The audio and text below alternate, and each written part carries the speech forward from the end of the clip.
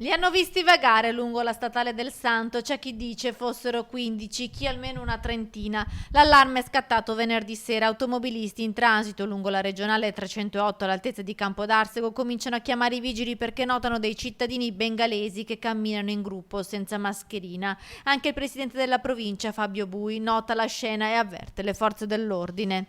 Non potevano non essere notati e ho chiamato subito il comando della polizia locale che poco dopo è intervenuto. E fino a stanotte li abbiamo trattenuti a Campodarsego per i primi accertamenti, anche per capire bene come mai 15 persone erano lì.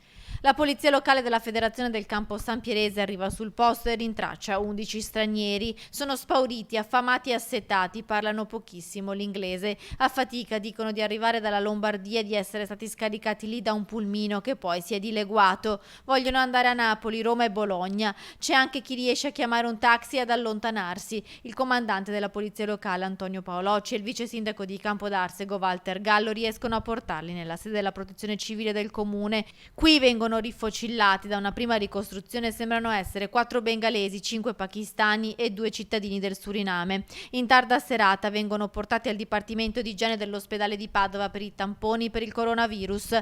L'esito arriva in piena notte, tutti negativi, un primo sospiro di sollievo, ma la vicenda è inquietante. Dietro potrebbe esserci l'ombra del caporalato legata all'emergenza sanitaria, la paura dei controlli dopo che nelle scorse ore l'Italia ha bloccato l'ingresso delle persone provenienti dal Bangladesh dove il virus è nel suo picco.